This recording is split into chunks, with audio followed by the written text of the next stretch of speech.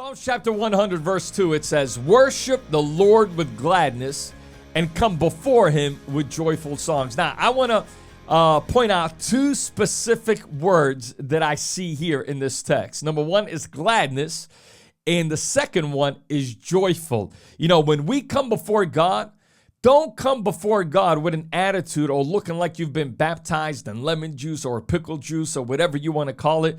But when we come before God in worship, we should come before God with gladness. We should come before God joyfully, knowing that he is the maker of heaven and earth, that he goes before us and he removes every opposition that will stand in our way. Psalm says, worship him with gladness and come before him with joyful songs and know that the Lord is God. You know, in its simplicity, worship is really acknowledging God. It's acknowledging who he is and what he has done in our lives. So with that said, let me ask you a question.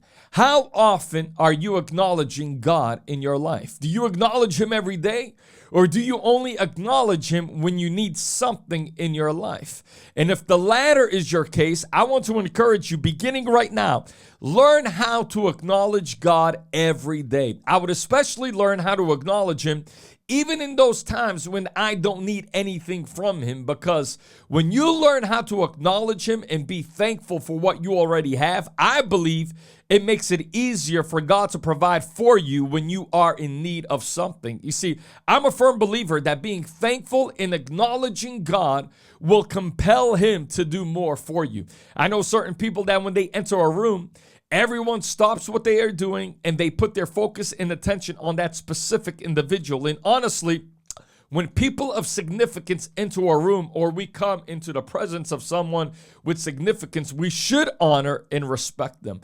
In the military, when a sergeant, a lieutenant, or a colonel walks into a room, respect and honor is immediately given by those soldiers that rank lower than him. When high-ranking officials come into a room, respect and honor is just given. When presidents and prime ministers enter a room, respect and honor is given. I've been in the presence of great men of God, and respect and honor is given because of their service to the kingdom of God. Now, let me just say this. We never worship the man, but we do acknowledge when people of significance are present. So with that said, if we can acknowledge man, how much more should we acknowledge God, who is the creator of all things? And when we worship, that's exactly what we are doing. We are acknowledging God. Worship is acknowledging who he is and that he is in the room. If I were to walk into a room and get ignored, I would keep to myself. But if I were to walk into a room and get acknowledged, you know what would happen? You would gain my attention. And in the same way, when you acknowledge God, what you are doing is you are capturing and gaining his attention. When you worship God, you are acknowledging that he is in the room. And when God is in the room, let me encourage you with this.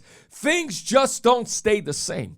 When God is in the room, miracles begin to happen. When God is in the room, strongholds are broken and demons have to flee. When God is in the room, the atmosphere begins to change. Depression goes, fear goes, anxiety goes. When God is in the room, there is peace, power, joy, and victory. So with that understanding of what comes along with his presence, let me encourage you with this final thought. Do you need a miracle in your life? Do you need God to intervene in your life? Do you need a breakthrough? If so, then capture the attention of God. How? By your thankfulness and by your worship. And as you acknowledge him, he will take notice and he will show up. So listen, my friend, if you need God to show up and you need God to step into your situation, here are two keys that the Lord has given us out of his word that will compel him to move on our behalf. And that is acknowledging who he is and worshiping him for who he is. And when you begin to acknowledge and worship him, my friend, I'm here to tell you, God will show up, God will move on your behalf, and all of hell is in trouble in Jesus' mighty name.